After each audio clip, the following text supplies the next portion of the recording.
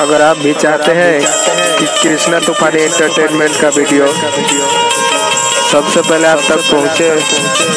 तो हमारे चैनल को लाल बटन दबा के सब्सक्राइब करें और बेल आइकन दबाना न भूलें। धन्यवाद।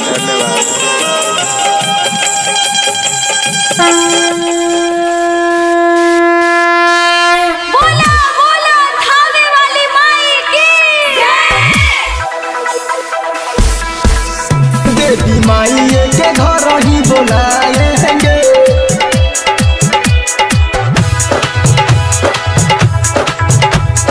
मूर्ति बना के देवी माई के बोला के, माई के बोला के, माई के बोला के, कलश के ओरी ओरी दियोरी जला के, दियोरी जला के, दियोरी जला के, मूर्ति बना के देवी माई के बोला के, कलश के ओरी ओरी दियोरी जला के,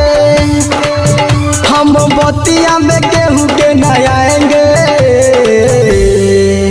नवरात्रि भर पाठ करवाएंगे, देवी माई के घर ही बुलाएंगे, नवरात्रि भर पाठ करवाएंगे, देवी माई के घर ही बुलाएंगे,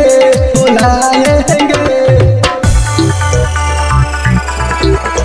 नवरात्रि भर पाठ करवाएंगे, देवी माई के घर ही बुलाएंगे,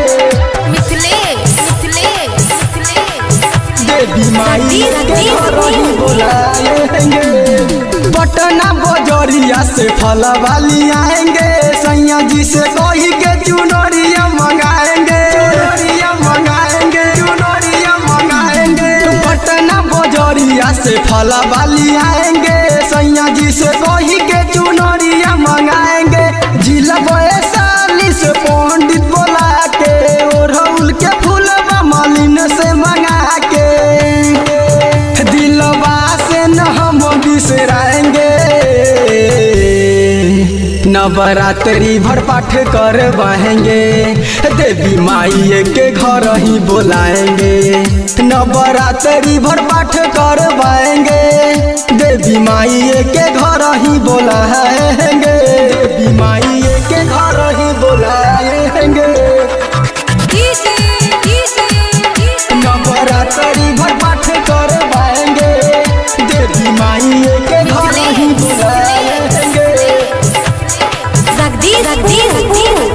बुलाएंगे, अमरजीत अकेला के गाना बजाएंगे, 9 दिन नवमी में कमर हिलाएंगे, कमर हिलाएंगे, कमर हिलाएंगे, अमरजीत अकेला के गाना बजाएंगे, 9 दिन नवमी में कमर हिलाएंगे, छोटुआ देवरवा से माला गुथवा के, मैया जी के अपना गला में पहना के,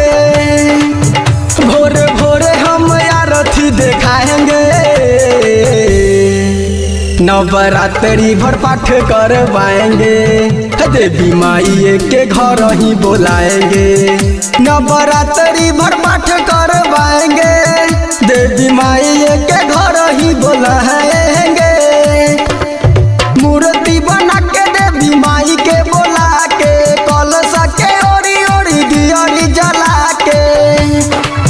हम बतिया में गेहूं के नयाएंगे, नवरात्रि भर पाठ करवाएंगे, देवी माई के घर ही बुलाएंगे, नवरात्रि भर पाठ करवाएंगे, देवी माई के घर ही बुलाएंगे।